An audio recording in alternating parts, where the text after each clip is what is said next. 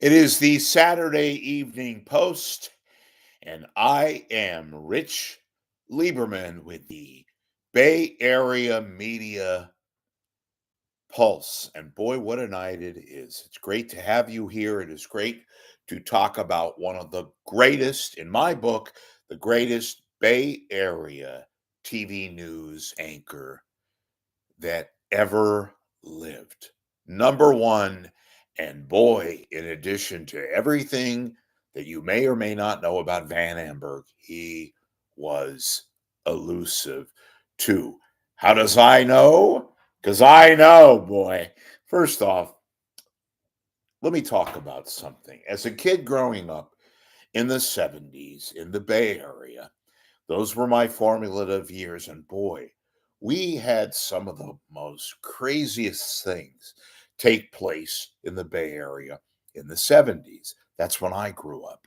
We had tragedy and triumph and all the things that were associated with the Bay Area and San Francisco in particular, and Oakland and the East Bay and Berkeley and all the things that frankly have carried on that we're somewhat notorious for. So it was kind of interesting growing up in that era. And when you think back, folks, to all the news, some of it was very tragic. I could think back as a kid in the early 70s when we had this thing called the zebra murders, right? Remember the zebra murders? Eventually, this is going to be a path to Van Amber because Van, who was the great, and I do mean great, KGO TV, head of news scene, that's what they called it, news scene at Circle 7, the famous, prestigious, daunting legacy station that was the home to the great Van Amber, where we had such crazy stories. I mentioned the zebra murders in the early 70s. Dateline, San Francisco, and you had these guys, militant black guerrilla family involved in a string of very, very tragic. What other thing could it be other than tragic? Of course it was. But this was even more daunting. You had the zebra murders, and that took place in the early 70s. Soon to be followed, another very crazy, cryptic chapter. My God, it went on and on and on. We had the SLA, the Symbionese Liberation Army, that came to the Bay Area in 1973, November, with the assassination of Oakland School Superintendent Marcus Foster, who was killed, along with Robert Blackburn, the deputy superintendent, in November of 73.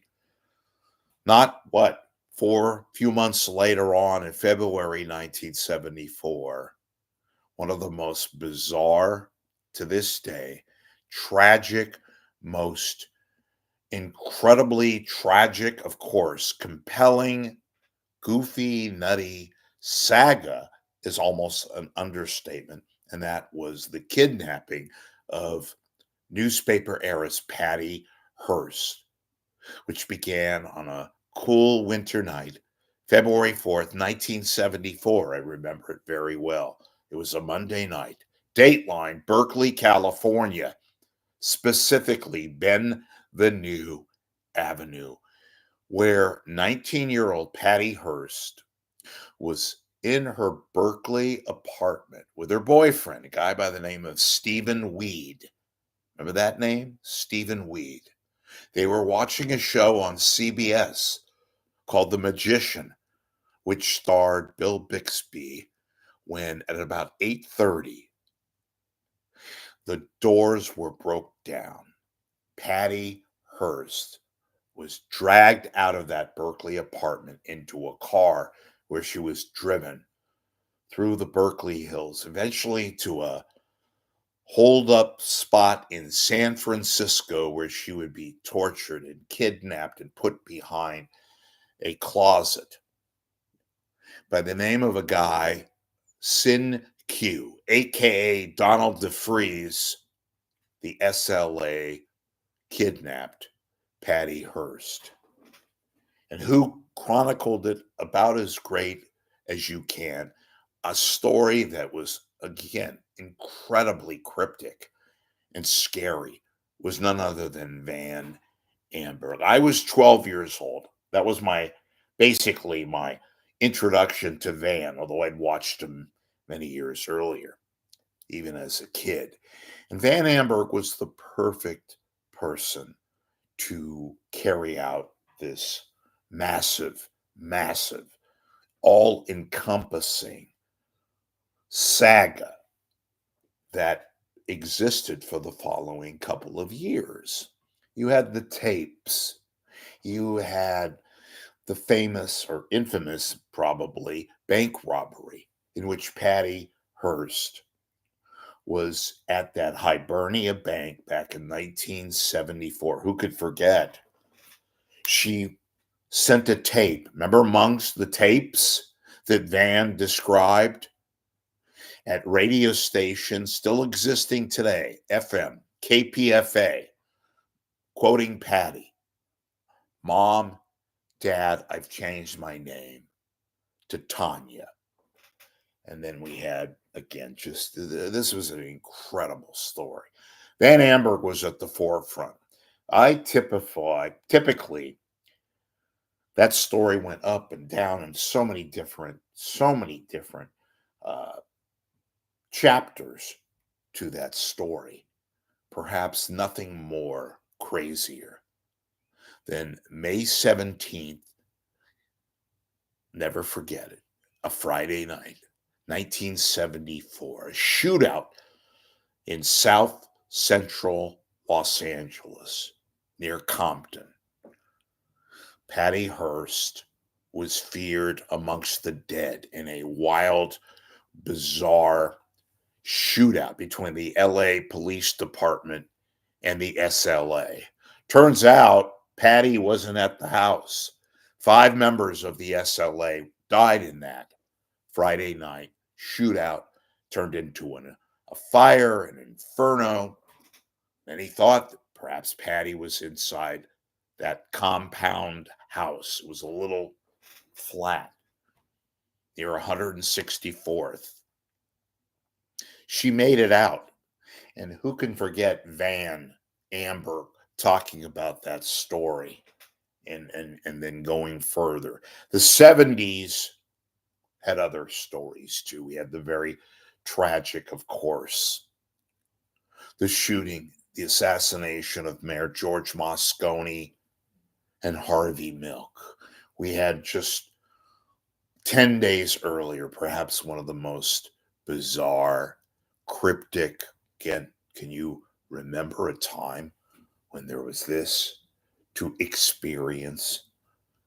It was the Jonestown massacre with all the nutty murder, suicide events that took place in a jungle in a remote part of Central America. Almost 1,000 people died, most of whom were killed by Jim Jones. Who can forget the whole deal with the cyanide and the Kool-Aid? Though there were a few people who willingly killed themselves, but it was mostly Jones who ordered the killings of these very, very poor people who didn't know any better and were tragically taken. You can forget the shootout on the airstrip in Guyana and all the crazy things. It really was a very, very bizarre time. Imagine all of us who grew up in the 70s who remember these events. And a lot of them were Bay Area centric. Jonestown and the People's Temple, San Francisco, Jim Jones, Van Amburg described all the crazy stuff that was happening. Don't forget, it was Jim Jones who cozied up to a lot of famous politicians in San Francisco who thought he was a political savior. Turns out that he was very nuts and that he would go to the extreme and be put onto a place which he killed himself and decided to take his followers in a very, very ghastly manner. Do you remember the images coming out of Jonestown? The people dying, dead, that were on the ground. I'll never forget the reporter for Channel 7 who did a one-on-one with Van Amburg and others who's still very much alive today, living on the peninsula. Peter Cleveland, one of the great reporters who was there, covered it. But Van Amburg was at the forefront of all these crazy things happening. I'll never forget. There was Channel 7. Remember that? The Happy Talk station that had the likes of Jerry Jensen, his co-anchor, and Van with Peter Giddings and John O'Reilly did sports. They had this little studio at 277 Golden Gate Avenue where News Scene was born and where some of the great reporters of Bay Area lore like Don Sanchez, David Louie, Rico Chacon, remember him? The 70s was, as I said, it was a very indelible part of our livelihood growing up. And, for all their misfits and all their craziness and all the stuff that you found yourself, oh my God, am I watching this?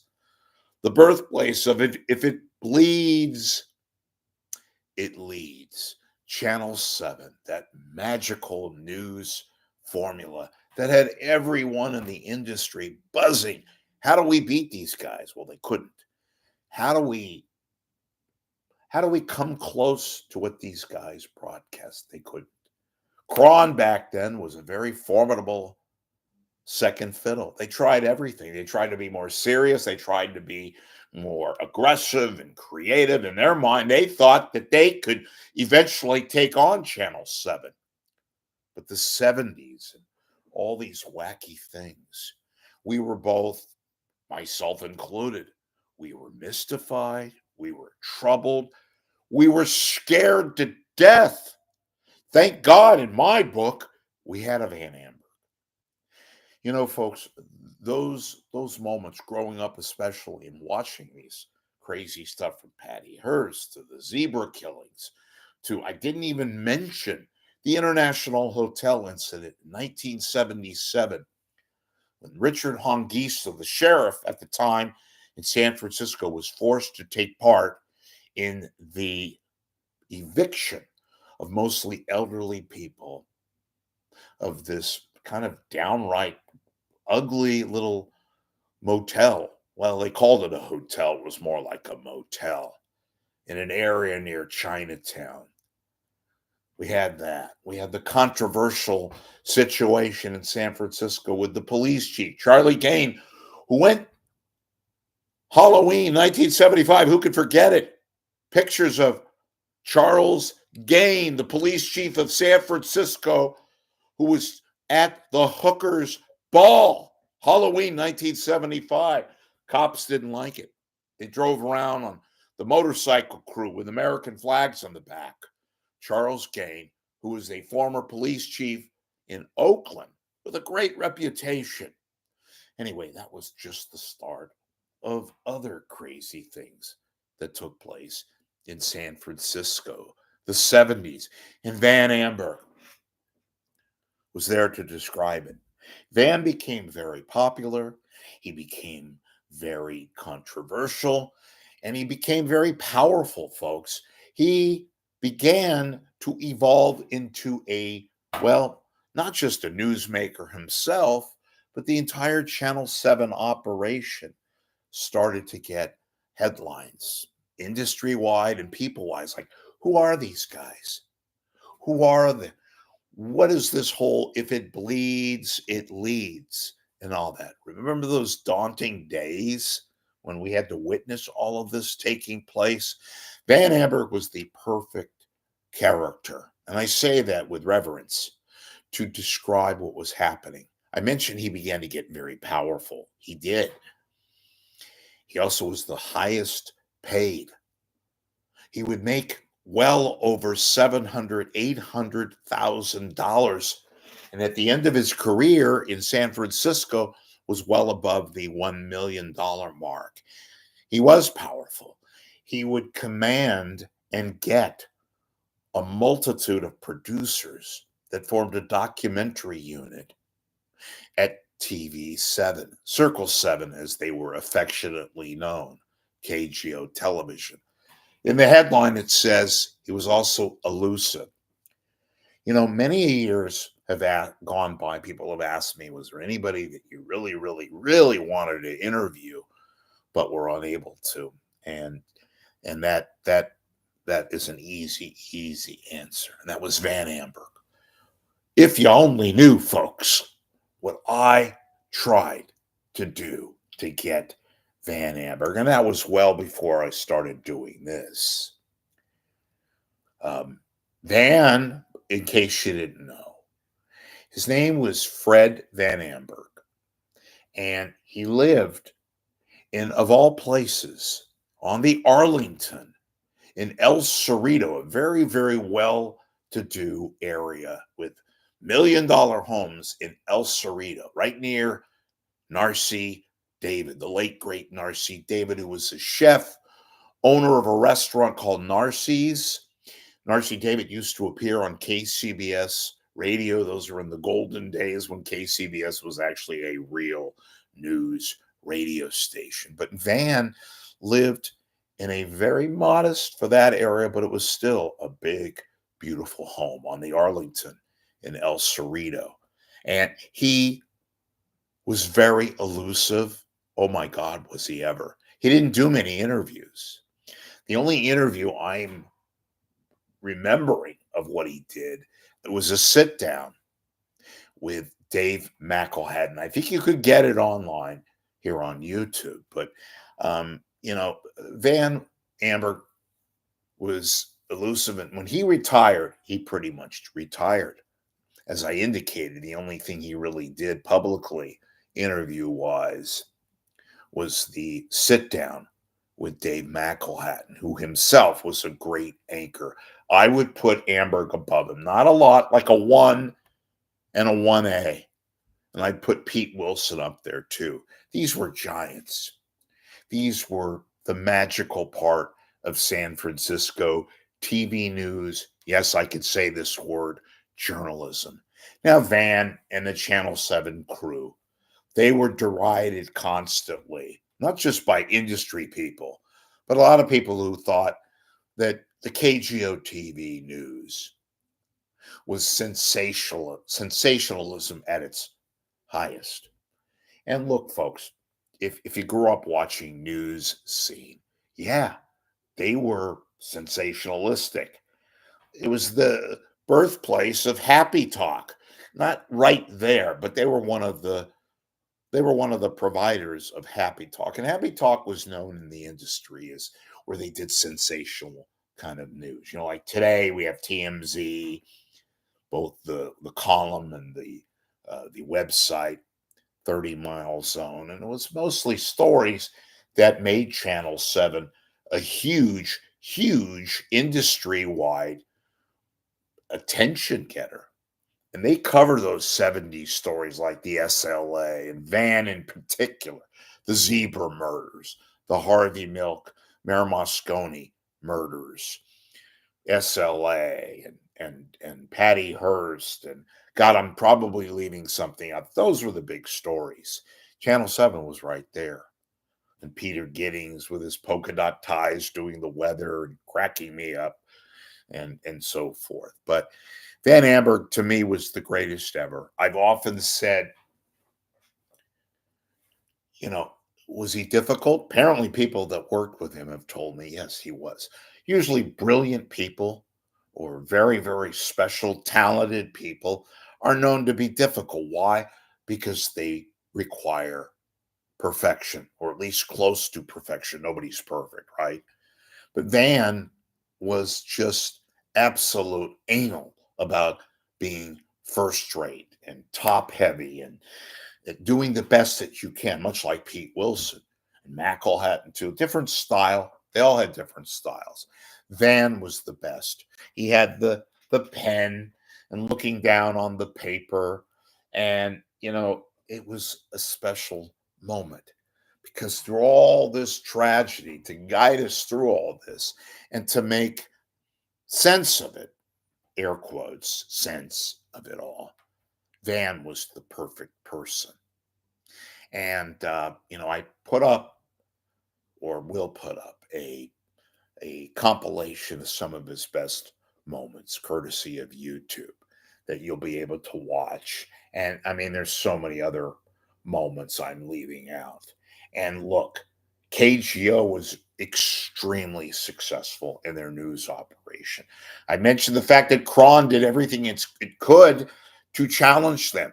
Cron was considered like the CBS News office of the Bay Area, right? They had journalists and all the serious, quote unquote, journalists, television reporters and anchors and all that didn't come close to Channel 7. And they had these core four people. In my book, not only Van, the greatest, but the greatest news team ever. And that was Van and a guy by the name of Jerry Jensen, who tragically passed away in 1984 of cancer. And then you had, I mentioned, Pete Giddings doing the weather, Peter in his inimitable way of polka dot ties, and cameramen taking pictures of him shaving and of him skiing down Squaw Valley and mountains up on the Sierra as he did a ski report. Who can forget all the writings? That's when they used real pens and markers on the weatherboard. And Pete was absolutely a pain in the ass, supposedly. I'm chuckling now because I got to talk to Pete. He went up to Reno. I believe he's retired now. He's in his mid 80s and still living up in the Reno, Tahoe area. And then, of course, John O'Reilly on the sports. And then there was Jim Selania, who replaced him. But it was mostly John O'Reilly, Jerry Jensen, Van Amburg, and Peter Giddings. But Channel 7 in those days was the king of the hill. And Van was a special anchor. He wasn't just robotic. He was passionate. He was compelling.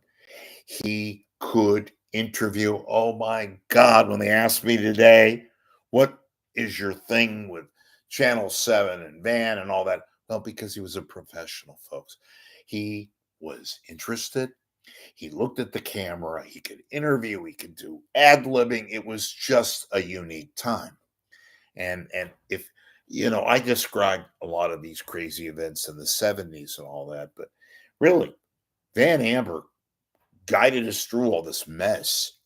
That night, that crazy, crazy, scary, frankly, night, I'll never forget it. In 1978, it was the Monday night before Thanksgiving. And you had these first images coming out of Jonestown. And they interrupted at the time that night the Channel 7 movie. And Van was doing an interview with Peter Cleveland. And he himself said, folks, these are really, really disturbing images. And then they showed all the people lying on the ground who were either dead or had been murdered, and most of them were murdered, or who drank this Kool-Aid that had been laced with cyanide. And it's really unbelievable. If you can watch it, I believe that interview also with Peter Cleveland is on YouTube. But Van Amburg was the perfect person to do that, and he was cool, calm, and collected, and everything that he did pretty much was absolute professional with a capital P. It was 70s. And Van, as I indicated, would soon become so powerful that they gave him 5 producers. He became a documentary person, did a lot of special projects.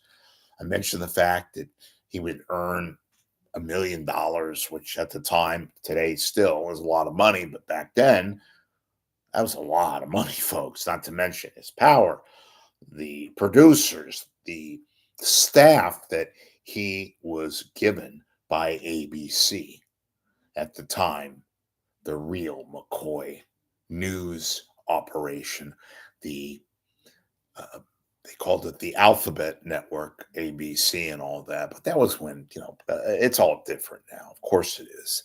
But Van Amburg was just unbelievable, and I didn't care about his personal life and all that. It was actually very normal. Um, but he made Channel 7, folks. He was the one that was the indelible figure in this news operation that, as I said, as a kid, I got to go visit that very famous little, as my mother would say, fakakta studio in the heart of the Tenderloin, the big ABC building, which also housed at the time KGO radio on the ground floor. And then there was Channel 7. And Van was just, he was Van Amburg. And I regard him as, in my book, the greatest Bay Area TV news anchor. And if you remember, those of you that weren't around then, obviously, maybe you're growing up, you have a different kind of a feeling about certain other people, explainable. If you get a chance, go on the net and just do a Google search of Van Amburg. Go to YouTube and watch some of the news events. Look at the detail. This was not somebody who just had a pen and pretended to be an anchor. He was an anchor. He was special.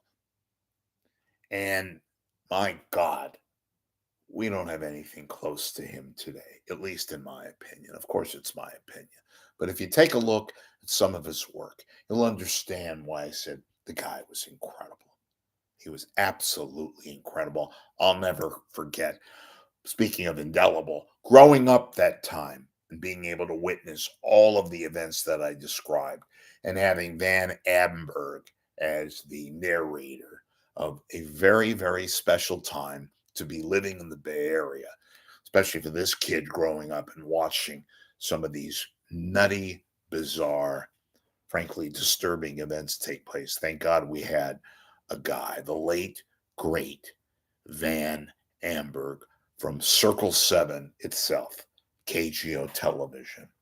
And that's been I was almost going to say something that would have been stupid. This has been the Rich Lieberman Saturday Evening Post.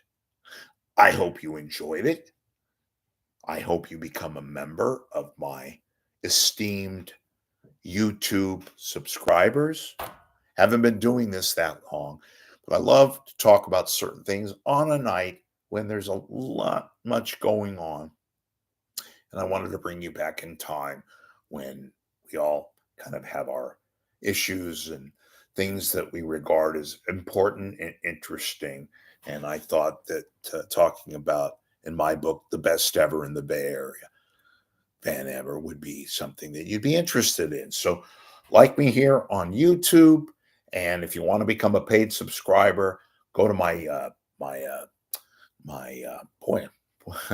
go to my PayPal. It's $15 for the year, and you will be a paid subscriber to the 415 Media Group. Thanks for watching, and of course, see you later, alligator.